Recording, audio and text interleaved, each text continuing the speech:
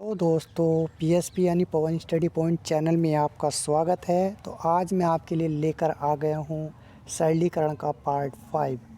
Part 1, part 2, part 3 और part 4 मैं upload कर चुका हूँ। और अगर आपको वीडियो देखने हैं तो डिस्क्रिप्शन बॉक्स में मैंने उनके लिंक दे दिया है, आप वहाँ जाकर उनको देख सकते हो। तो आज मैं कुछ क्वेश्चन इस वीडियो में कवर करने वाला हूँ। तो बिना टाइम वेस्ट किए हुए शुरू करते हैं वीडियो। तो देखते हैं पहला क्वेश्चन क्या है। आदिति ने 100 पृष्ठों वाली पुस्तक का 4/5 भाग पढ़ा है। अभी आदिति ने कितने पृष्ठ नहीं पढ़े। हमें बताना है कि आदिति ने कितने पृष्ठ नहीं पढ़े। उसके पास एक बुक है जिसमें टोटल 100 पृष्ठ हैं। कितने पृष्ठ हैं, कुल पृष्ठ कितने हैं? कुल पृष्ठ हैं 100 पृष्ठ हैं। अब देखिए कितना भाग उसने पढ़ लिया है। 4/5 भाग पढ़ लिया है। कितना भाग पढ़ लिया है? 4/5 भाग। यानी 100 पृष्ठों में से कितने पृष्ठ पढ़े हैं वो हम निकालेंगे। तो देखिए कैसे निकालते हैं। तो हम यहाँ पर लिख सकते हैं पढ़े गए पृष्ठ। पढ़े गए पृष्ठ। तो टोटल जो है 100 पृष्ठ हैं और 100 पृष्ठों का 4/5 भाग निकालना है। तो इसकी से मल्टीप्लाई कर देंगे यानी कि गुणा कर देंगे। ठीक है। तो अब 5 से ये 100 डिवाइड होगा 20 टाइम्स और ये आ जाएगा हमारे पास 20 × 4 यानी 20 × 4 और 4 दूनी 8, ये हो जाएगा हमारे पास 80। यानी आदिति ने 80 पृष्ठ पढ़ लिए हैं। और हमें बताना है कि आदिति ने कितने पृष्ठ नहीं पढ़े हैं। तो पढ़े गए पृष्ठ हो गए 80 और टोटल पृष्ठ हैं 100। तो 100 में से पढ़े गए पृष्ठ निकाल देंगे तो जो पृष्ठ नहीं पढ़े हैं उनकी संख्या आ जाएगी। तो अब यहाँ पर हम लिख सकते हैं कितने पृष्ठ नहीं पढ़े गए। नहीं पढ़े गए पृष्ठ, नहीं पढ़े गए पृष्ठ, नहीं पढ़े गए पृष्ठ कितना होगा? 100 - 80, ये हो जाएगा हमारा 20। ठीक है। तो इस तरह से हमें ये क्वेश्चन करना था। तो आई होप ये क्वेश्चन आपको समझ आया होगा। बहुत ही आसान तरीके से मैंने आपको समझाया है। तो अब देखते हैं नेक्स्ट क्वेश्चन क्या है। प्रश्न नंबर 2, एक बाल्टी का 4/9 भाग 1 मिनट में भरे तो शेष भाग भरने में कितना समय लगेगा? एक बाल्टी है जिसका 4/9 भाग 1 मिनट में भरता है। यानी 4/9 भाग भरता है कितने मिनट में? 1 मिनट में। अब देखिए एक भाग कितने मिनट में भरेगा। एक भाग निकालने के लिए क्या करेंगे, एक भाग जो भरेगा इनके पूरी बाल्टी को भरने में कितना समय लगेगा। तो देखिए ये 9 जो है, 9 जो है इधर भाग में है और ये 4 गुणा में है। तो ये 9 इधर गुणा में चला जाएगा और 4 भाग में आ जाएगा। यानी ये हो जाएगा 9/4 मिनट। यानी एक भाग यानी पूरी बाल्टी को भरने में 9/4 मिनट का समय लगेगा। अब देखिए 4/9 भाग भरा हुआ है और खाली कितना है? कुल भाग 1 है। तो 1 में से 4/9 घटाएंगे यानी कि हम खाली भाग देखेंगे। खाली भाग, खाली बाल्टी कितनी है? खाली भाग, खाली भाग जो होगा तो 1 में से 4/9 घटा देंगे तो हमारे पास खाली भाग आ जाएगा। तो ये हो जाएगा 9 1 जा 9 और 9 - 5 4/9। तो ये हो जाएगा हमारे पास 5/9। यानी 5/9 भाग जो है, ये जो भाग है ये खाली भाग है। ठीक है। एक भाग 9/4 मिनट में भरा जाता है। तो 5/9 भाग कितने समय में भरा जाएगा? ठीक है। तो ये देखेंगे। तो अब क्या करेंगे, 5/4 से इधर मल्टीप्लाई कर देंगे और इधर भी मल्टीप्लाई कर देंगे। यानी कि 5/9 भाग बराबर इधर आ जाएगा 9/4 गुणा 5/9 मिनट। ठीक है दोस्तों। तो अब देखिए ये 9 से 9 कैंसिल होगा। यहाँ पर आ जाएगा 5/9 भाग भरा गया कितने मिनट में? 5/4 मिनट में। ठीक है। तो ये क्वेश्चन हमारा हुआ कंप्लीट। इस तरह से हमें ये क्वेश्चन करना है। तो आपको मैं और बता देता हूँ कैसे करना है। ये भरने में 1 मिनट का समय लगता है, ठीक है। 4/9 भाग भरा हुआ है। देखना है कि खाली भाग कितना है। तो खाली भाग निकालने के लिए क्या करेंगे, कुल भाग होगा 1 में से 4/9 भाग हम घटा देंगे।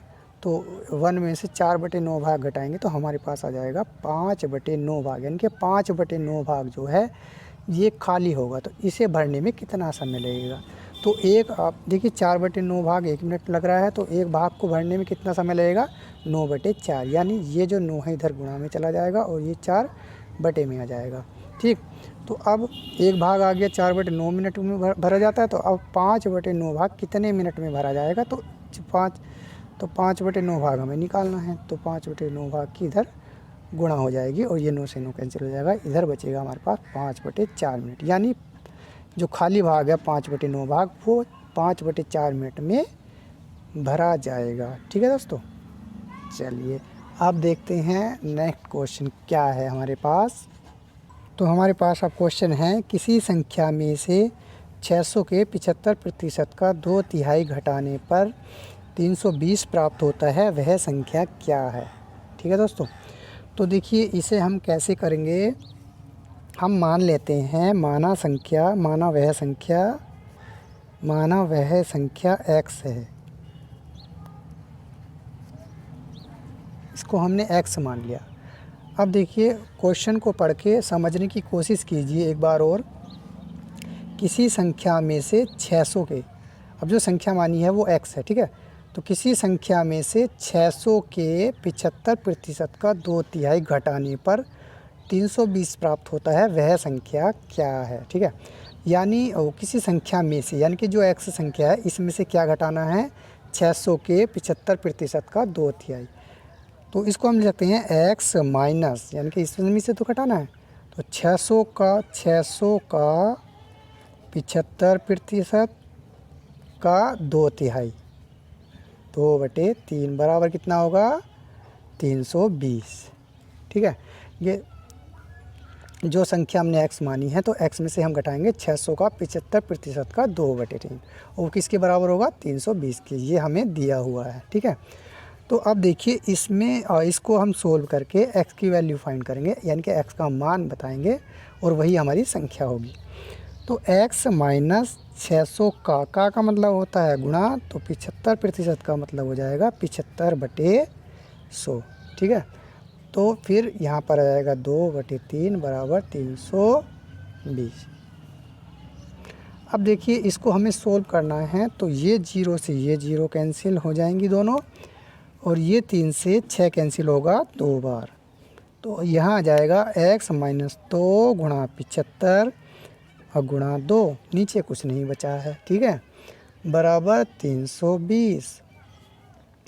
अब देखिए 2 की गुणा 75 से करेंगे तो 75 दूनी होते हैं 150, और 150 का दुगुना करेंगे तो ये हो जाएगा 300, यानी कि इनकी गुणा करने के बाद हमारे पास आएगा 300 बराबर 320।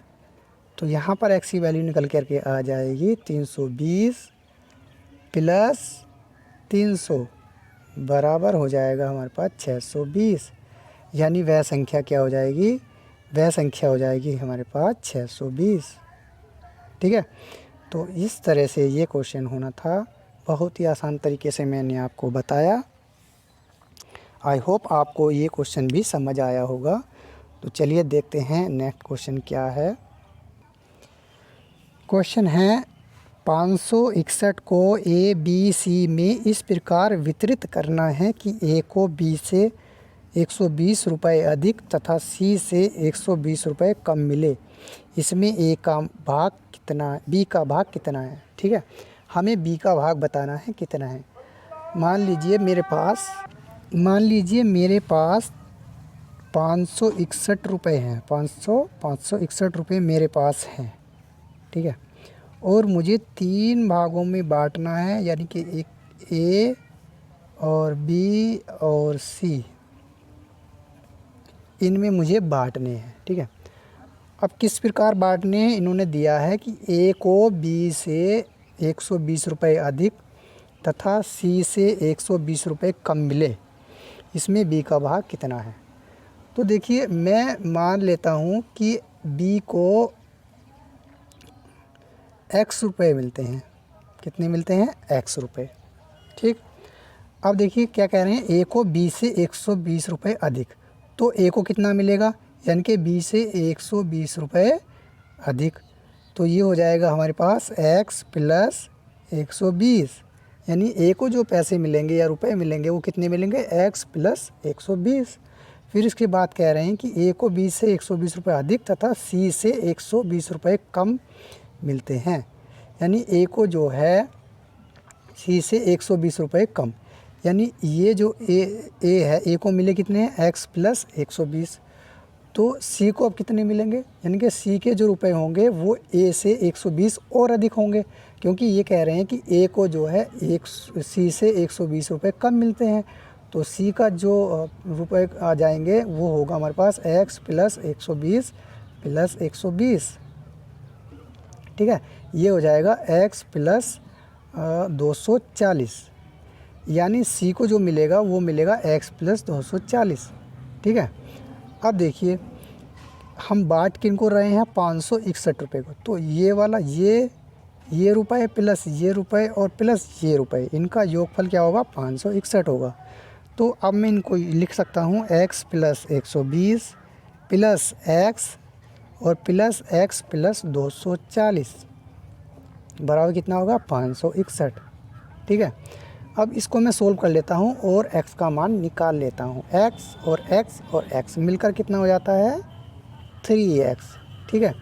अब 120 और 240 कितना हो जाएगा, प्लस यहाँ पर आ जाएगा 360 बराबर 561। अब यहाँ पर 3x को ऐसे ही रहने दो, 360 को इधर ले जाएंगे, ये माइनस में जाएगा क्योंकि इधर प्लस में है, तो 360। अब 561 में से हमें घटाना है 360, तो यहाँ पर 1 आ जाएगा, यहाँ 0, 5 में से 2 लेस करेंगे तो ये आ जाएगा, 3 लेस करेंगे तो ये आ जाएगा 201। ठीक है, ये आ जाएगा हमारे पास कितना, 201। 3x बराबर आ गया 201, तो x बराबर यहाँ से मिलेगा हमें 201/3। 3 से इसे अगर हम कैंसिल करेंगे तो x बराबर आ जाएगा हमारे पास 67 रुपये। ठीक है, तो 67 रुपये ये b की वैल्यू, x की वैल्यू आ गई। और हमने b को कितना माना था, b को कितने रुपए दिए थे, x रुपये, और x ही हमारे पास निकल के आ गया। तो यानी कि b का जो भाग होगा वो कितने रुपए होगा, 67 रुपये होगा, 67 रुपीज़ होगा। तो मुझे लगता है कि आपको ये क्वेश्चन समझ आया होगा। थोड़ा एक बार और रिवाइज़ कर देता हूँ मैं। देखिए क्या है कि 561 को 3 आदमी में बांटना है जो A, B और C हैं। ठीक है, और इन्होंने एक लाइन बोली है कि A को B से 120 रुपये अधिक तथा C से 120 रुपये कम मिलते हैं। यानी हम मान लेते हैं कि B को X मिलते हैं, तो A को B से 120 रुपये अधिक मिले हैं, तो इसको हम X में 120 ऐड कर देंगे तो ये मिलेगा A को भाग, A का भाग ये हो जाएगा। फिर C से 120 रुपये कम मिलते हैं, यानी कि A को जो है C से 120 रुपये कम मिलते हैं, तो C का भाग कितना होगा, ये देखिए A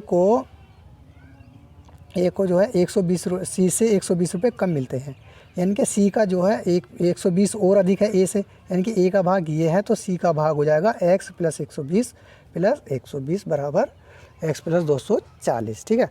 अब देखिए दोस्तों, हम बांट किन को रहे हैं, 561 रुपये को बांट रहे हैं 3 भागों में, तो इनका जो योग होगा, इनका जो सम होगा किसके बराबर हो जाएगा, 561 के बराबर। तो हम ये रखेंगे x plus x plus x कितना हो जाएगा, 3x, और 120 240 कितना हो गया, 360 बराबर 561।